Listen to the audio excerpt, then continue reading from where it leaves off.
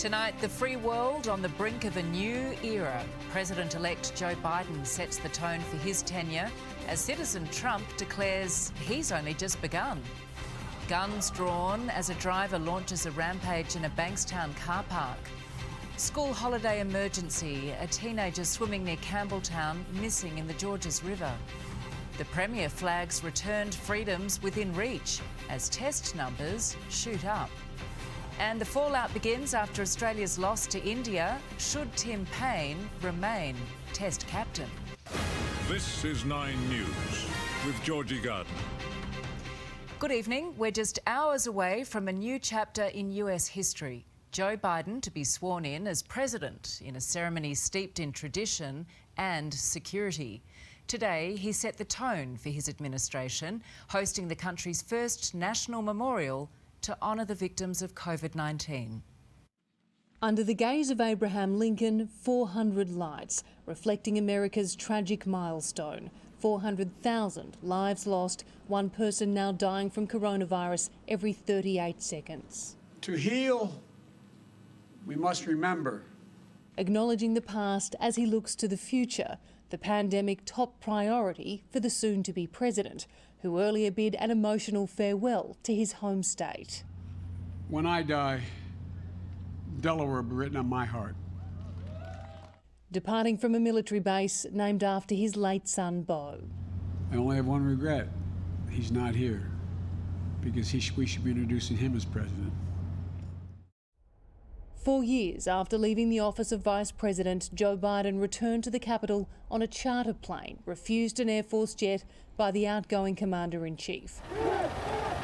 His old stomping ground transformed into a military zone. Amid fears of an attack, a dozen members of the National Guard were today removed from duty, some with links to right-wing militia, following vetting by the FBI. This week we inaugurate a new administration and pray for its success in keeping America safe and prosperous. In a pre-recorded farewell message in his final hours as president, Donald Trump thanked his family, staff and supporters. We did what we came here to do, and so much more. I am especially proud to be the first president in decades who has started no new wars. I did not seek the path that would get the least criticism. One of his final acts in office, a late-night slew of pardons, including his former senior advisor Steve Bannon, charged with defrauding Trump supporters out of millions of dollars to help build the border wall. A growing list of former allies abandoning his farewell ceremony early tomorrow, among them Vice President Mike Pence, who will attend inauguration. The disorderly handover also presenting challenges for national security. For the next few hours, there will be 2 nuclear footballs, the briefcase containing classified equipment for a US president to order a nuclear weapon launch. Donald Trump will take one to Florida. Joe Biden will be presented with another after taking the oath. Never before has an incoming US president faced such an extraordinary combination of challenges. In his inaugural speech, Joe Biden will address the raging health crisis, the economic fallout, the threat of domestic terror, and reach out to millions of Americans who don't believe he was legitimately elected. His first few days in office may be overshadowed by his predecessor's unfinished business, a Senate impeachment trial looming for Donald Trump's role in inciting the attack on the Capitol. And today, the Republican Senate leader weighed in. The mob was fed lies. They were provoked by the president and other powerful people. Mitch McConnell and other congressional Republicans will begin Inauguration Day attending church with Joe Biden. Hallelujah. A sign of unity, a moment of calm after weeks of division and fear. Hallelujah. In Washington, D.C., Amelia Adams, 9 News. When Donald Trump leaves the White House for Florida, he steps into an uncertain future. The impeachment trial is still hanging over his head, but so too are legal battles across the country. A retirement state waiting for a retiring president. But as Donald Trump relocates to Florida, he insists his politics aren't going anywhere. The world respects us again. Please don't lose that respect. I want you to know that the movement we started is only just beginning. But when he becomes Citizen Trump tomorrow, that movement forward will be full of roadblocks. Whether he can ever run for office again will depend on his impeachment trial. Ideally, I'd like to see him convicted by our U.S. Senate and barred from ever holding public office again. But then I'd like to see some of the lights go out and he can stand on the front lawn of Mar-a-Lago and shout at cars in his bathrobe, and none of us will hear it. Let's just state a political fact. If Donald Trump wants the Republican nomination in 2024, it will be handed to him on a silver platter. If convicted of inciting the Capitol Hill riots, it could be all over.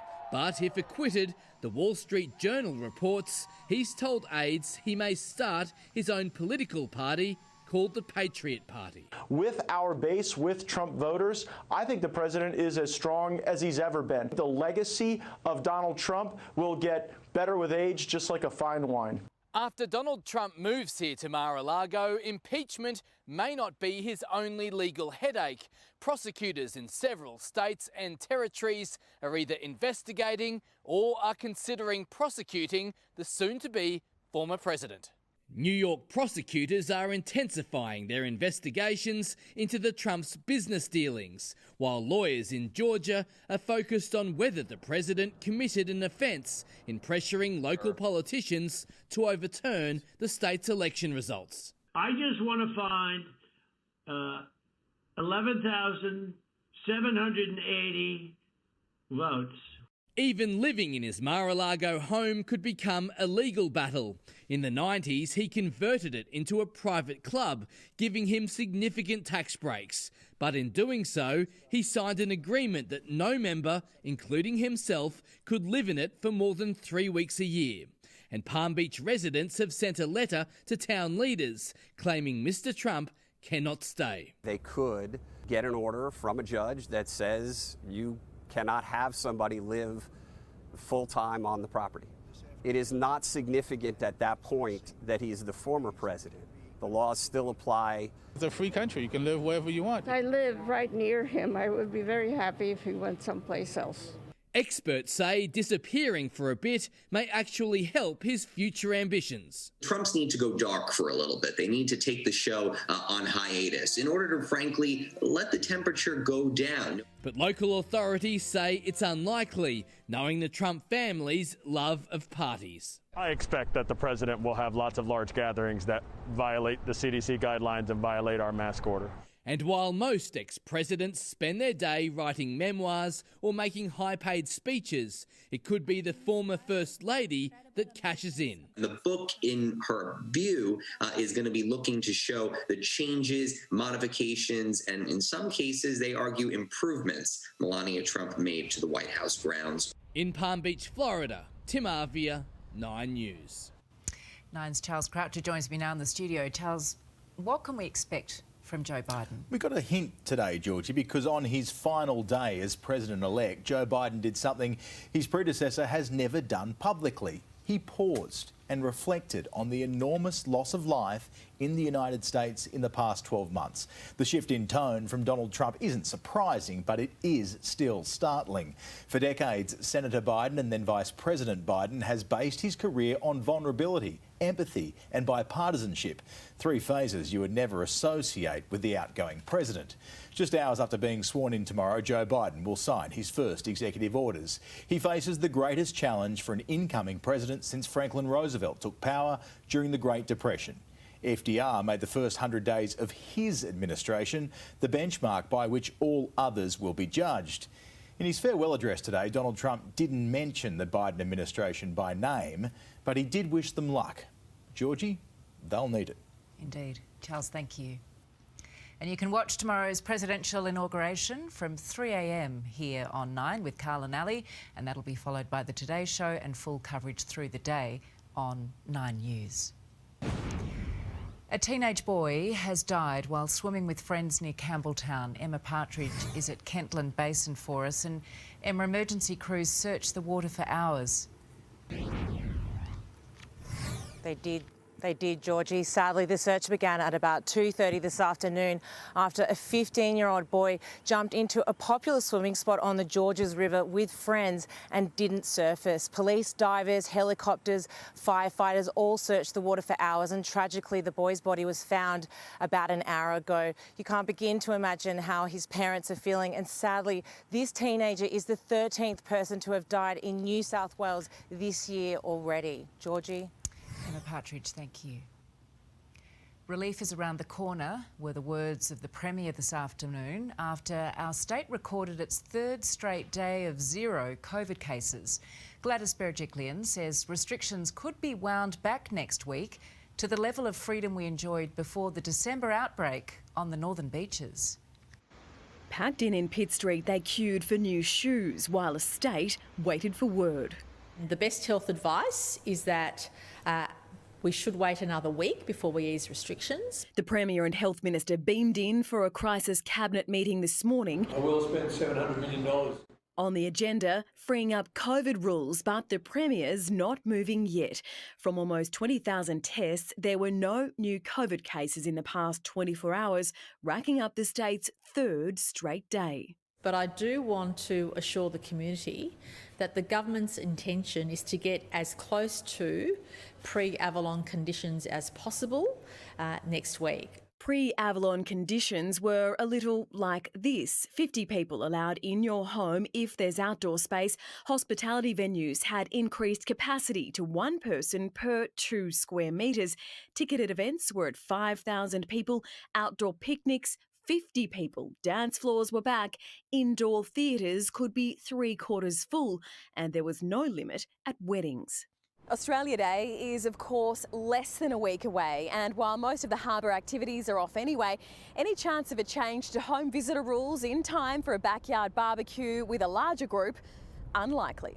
And while there may be some easing up, masking up will remain. Masks are the fourth line of defence. However, I do want to foreshadow that mask wearing in certain settings might be something we keep indefinitely. And at Macquarie University Hospital, staff have been alerted after an 82-year-old woman fronted for elective surgery. The woman was a close contact of a COVID case and should have been isolating, but didn't, and also didn't tell anyone before her operation. For now, the hospital remains open. Lizzie Pearl, 9 News. A 43-year-old man has been charged after he allegedly assaulted a nurse at a drive-through COVID testing facility at Port Macquarie Hospital. Police allege the man became verbally abusive and threw a takeaway coffee cup at the nurse when he was asked to extinguish a cigarette. The man appeared at Burwood Local Court today and said he would fight the charge. A man's been charged with the murder of his 19-year-old girlfriend, Lu Quan Pan, inside a Walleye Creek unit in June last year. The 21-year-old was arrested this morning at St George Hospital, where he remains in a wheelchair after he fell 4 floors from the same unit the day before Ms Pan's body was discovered. A car park in Bankstown was this afternoon transformed into a battleground of smashing metal, pistols and punches. A man not only rammed his van into other cars, but then engaged in a long-running fight with police officers. Lunchtime at Bankstown Central, an officer points a gun at this white van. The driver dodging other motorists before smashing into parked cars. Weapons drawn, 2 officers from the Regional Enforcement Squad run to the vehicle, pulling the driver to the ground. But he isn't giving up without a fight. He breaks free before the officers drag him back to the ground. Yeah, he was going crazy. Crazy. I think he got pepper sprayed. Behind him, a trail of destruction, at least 7 cars damaged and witnesses in shock. You had a mum's car with their children around here. No one was pretty much hurt.